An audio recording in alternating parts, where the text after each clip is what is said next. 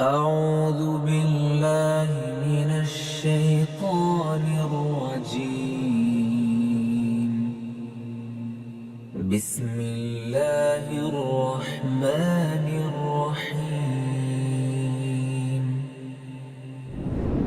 الحمد لله الذي أنزل على عبده الكتاب ولم يجعل له عوجا قيما لينذر بأسا شديدا من لدنه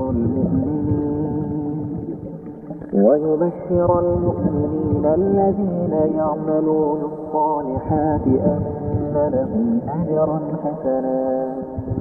ماكثين فيه أبدا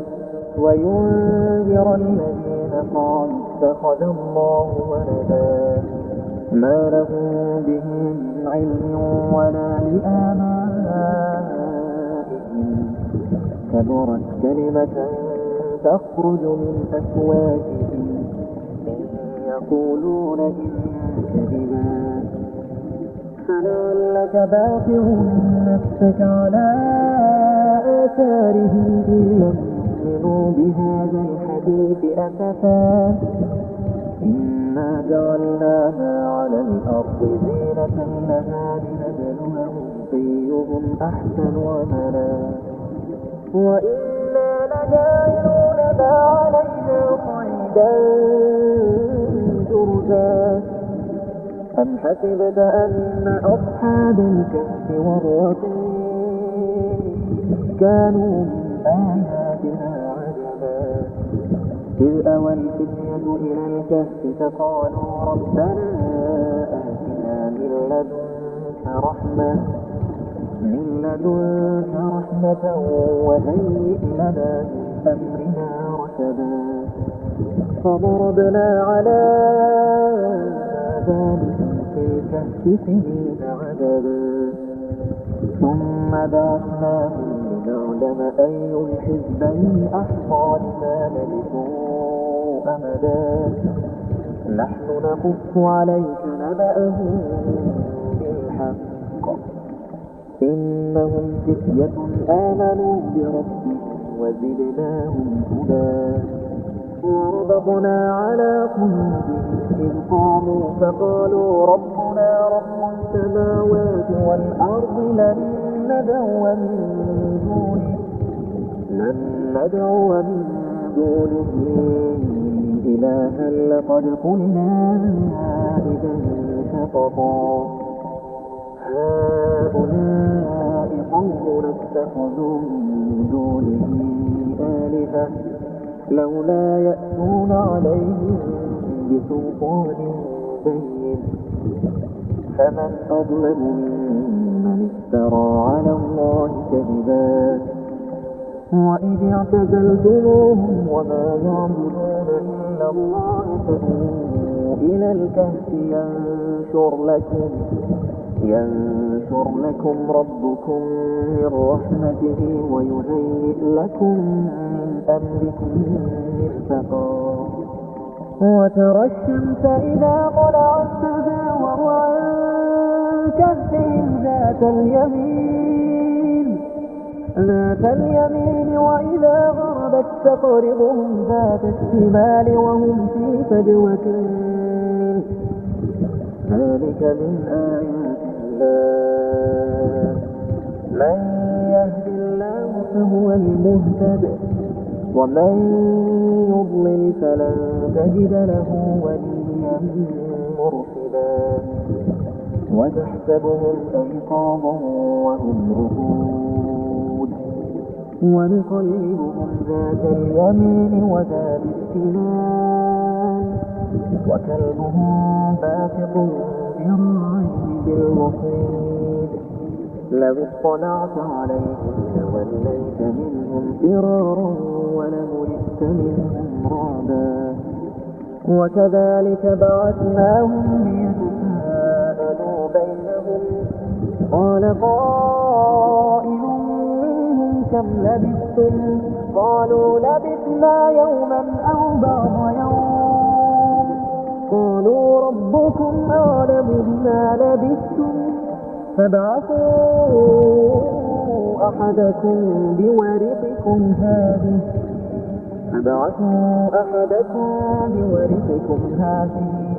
إلى المدينة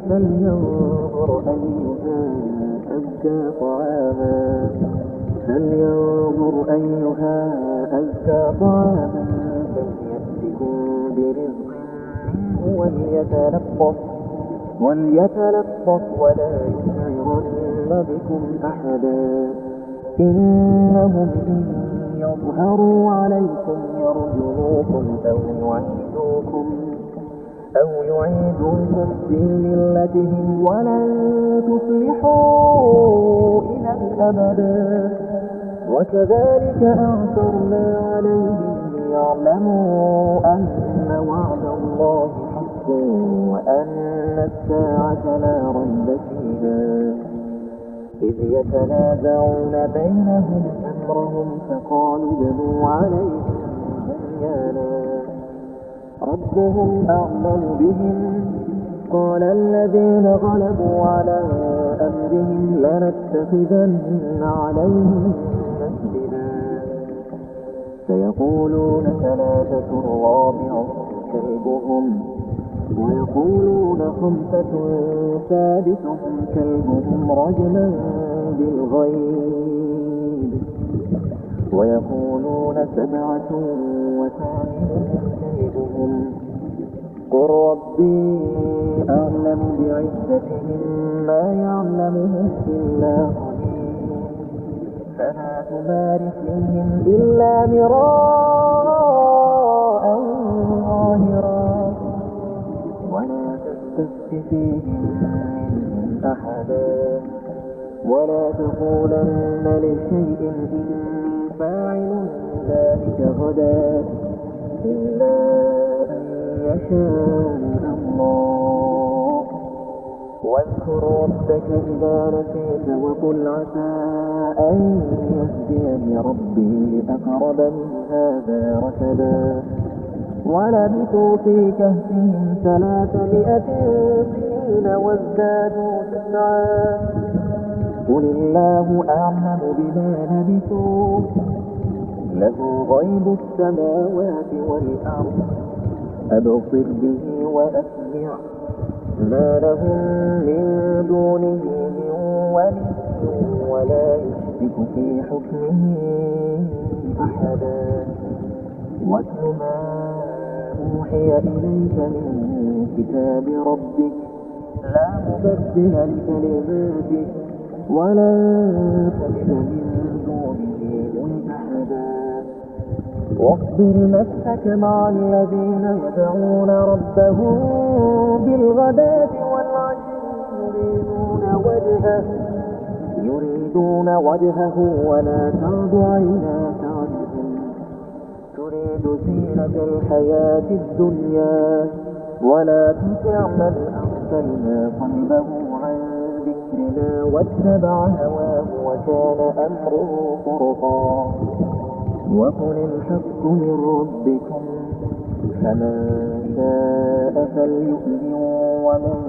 شاء فليكفر إنا أعتدنا للظالمين نارا أحاط بهم سرادقها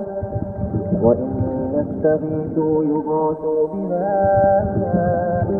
كالمهل يشفي الوجوه بئس الشراب وساءت مرتفقا إن الذين آمنوا وعملوا الصالحات إنا لا نضيع أجر من أحسن عملا أولئك لهم جنات عدن تجري من تحتها الأنهار يحلون فيها من أساور من ذهب ويلبسون ثيابا خضرا من سندس وإستبرق متكئين فيها على الأرائك نعم الثواب وحسنت مرتفقا واضرب لهم مثلا رجلين جعلنا لأحدهما جنتين من أعناب وحفظناهما بنخل وجعلنا بينهما زرعا كلتا الجنتين آتت أكلها ولم تظلم منه شيئا وفجرنا خلالهما نهرا وكان له ثمر فقال لصاحبه وهو يحاوره أنا أكثر منك مالا وأعز نفرا ودخل جنته وهو ظالم في نفسه قال ما أظن أن تبيد هذه أبدا وما أظن الساعة قائمة ولئن رددت إلى ربي لأجدن خيرا منها منقلبا قال له صاحبه وهو يحاذره أكفرت بالذي خلقك من تراب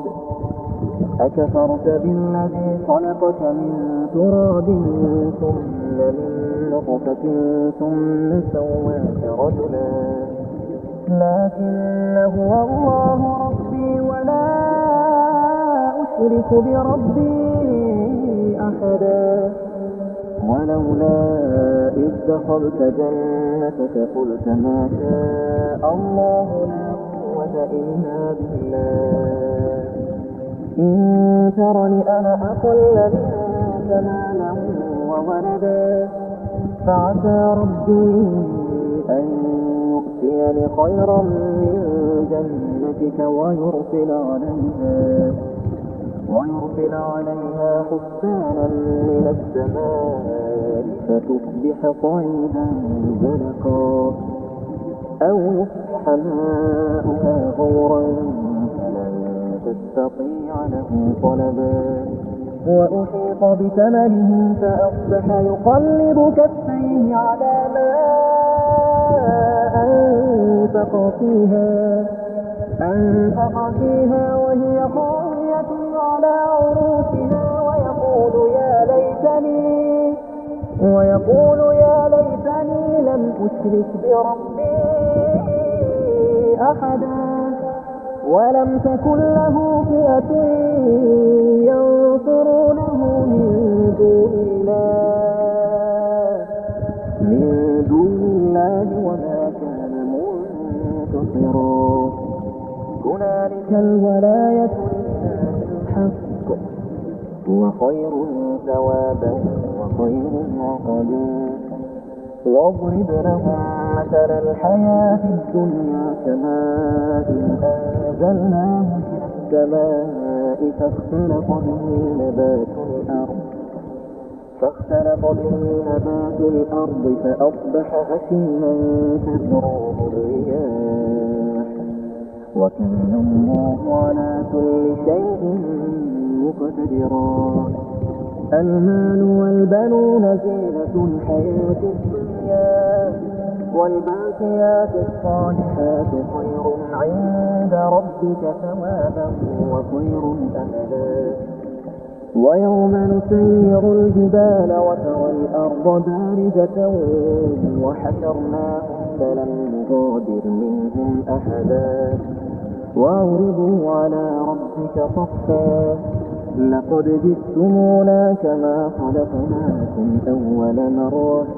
بل زعمتم أن لن نجعل لكم موعدا ووضع الكتاب فترى المجرمين مشفقين مما فيه ويقولون يا ويلتنا ما لهذا الكتاب لا يغادر صغيرة ولا كبيرة إلا أحصاها ووجدوا ما عملوا حاضرا ولا يظلم ربك أحدا وإذ قلنا للملائكة اسجدوا لآدم فسجدوا إلا إبليس كان من الجن ففسق عن أمر ربه أفتتخذونه وذريته أولياء من دوني وهم لكم عدو بئس للظالمين بدلا ما أشهدتهم خلق السماوات والأرض ولا خلق أنفسهم وما كنت متخذ المضلين عضدا ويوم يقول نادوا شركائي الذين زعمتم فدعوهم فلم يستجيبوا لهم وجعلنا بينهم موبقا ورأى المجرمون النار فظنوا أنهم مواقعوها ولم يجدوا عنها مصرفا ولقد صرفنا في هذا القرآن للناس من كل مثل وكان الإنسان أكثر شيء جدلا وما منع الناس أن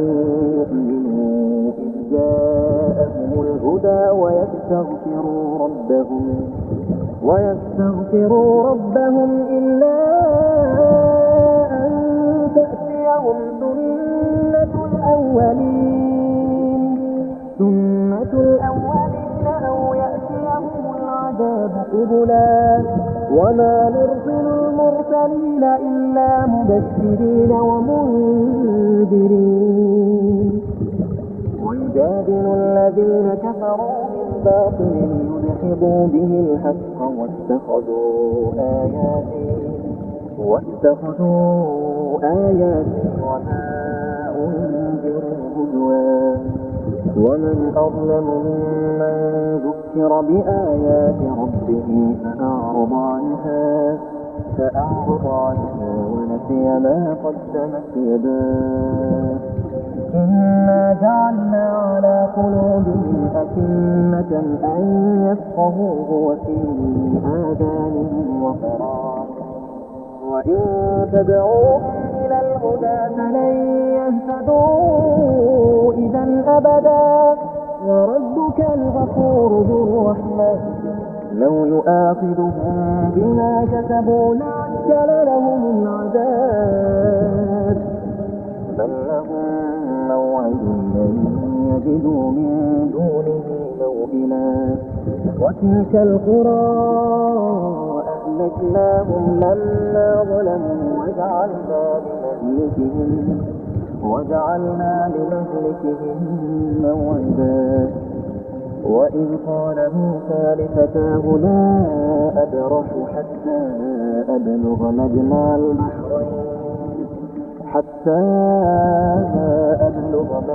البحرين أو أمضي حقبا فلما بلغا مجمع بينهما نسيا حوتهما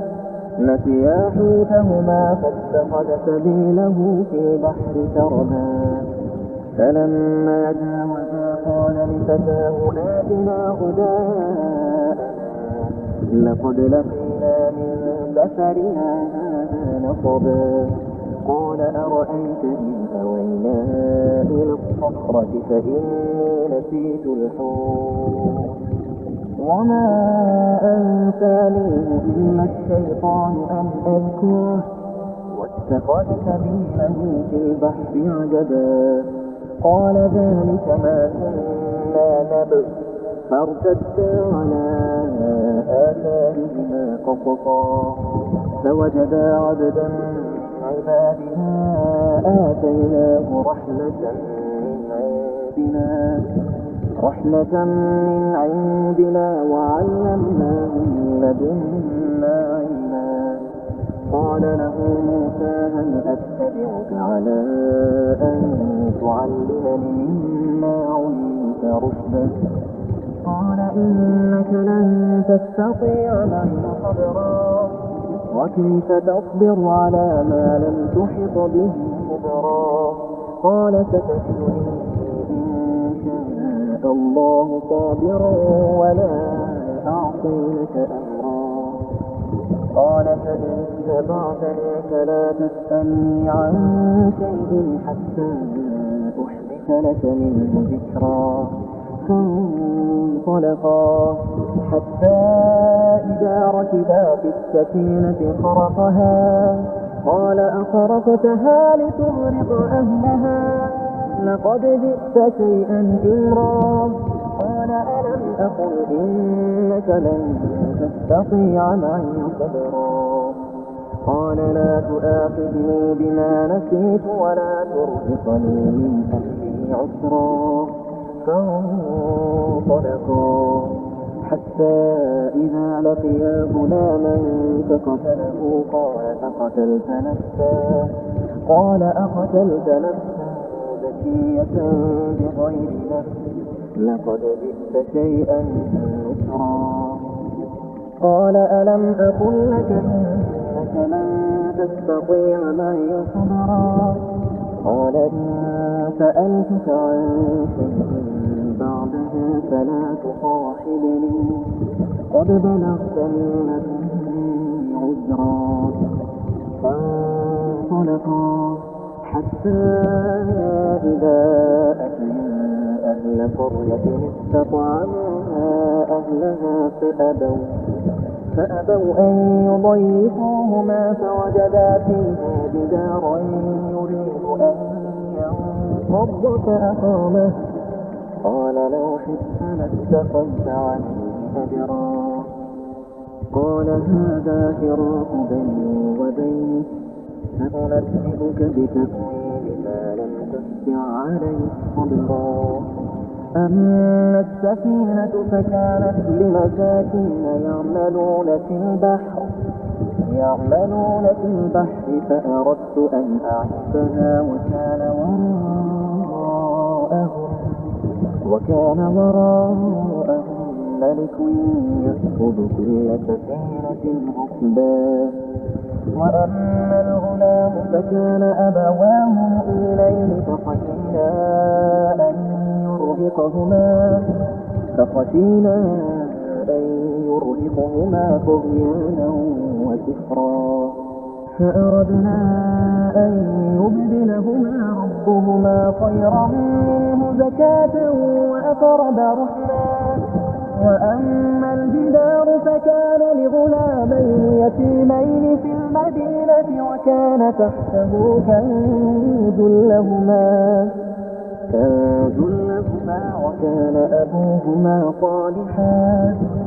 فأراد ربك أن يبلغا أشدهما ويستخرجا كنزهما رحمة من ربك وما فعلته عن أمري ذلك تأويل ما لم تستطع عليه صبرا ويسألونك عن ذي القرنين قل أتلو عليكم منه ذكرا إنا مكنا له في الأرض وآتيناه من كل شيء سببا فأتبع سببا حتى إذا بلغ مغرب الشمس وجدها تغرب في عين حمئة ووجد عندها قوما قلنا يا ذا القرنين إما أن تعذب وإما أن تتخذ فيهم حسنا قال أما من ظلم فسوف نعذبه ثم يرد إلى ربه فيعذبه عذابا نكرا وأما من آمن وعمل صالحا فله جزاء الحسنى وسنقول له من أمرنا يسرا ثم أتبع سببا حتى إذا بلغ مطلع الشمس وجدها تطلع على قوم لم نجعل لهم من دونها سترا كذلك وقد أحطنا بما لديه خبرا ثم أتبع سببا حتى إذا بلغ بين السدين وجد من دونهما قوما وجد من دونهما قوما لا يكادون يفقهون قولا قالوا يا ذا القرنين إن يأجوج ومأجوج مفسدون في الأرض فهل نجعل لك خرجا على أن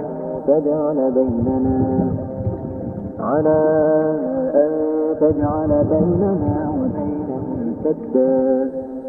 قال ما مكني فيه ربي خير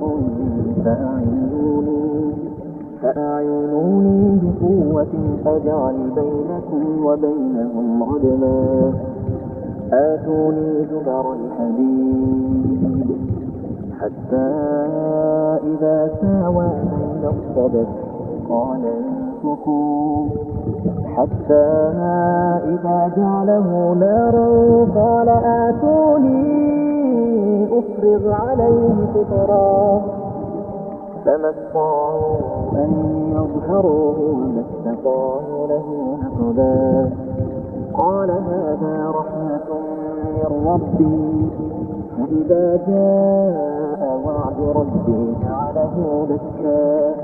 وكان وعد ربي حقا وتركنا بعضهم يومئذ يموج في بعض ونفخ في الصور فجمعناهم جمعا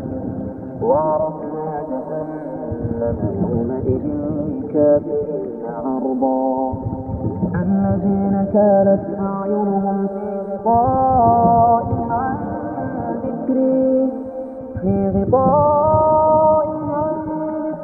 وكانوا لا يستطيعون سمعا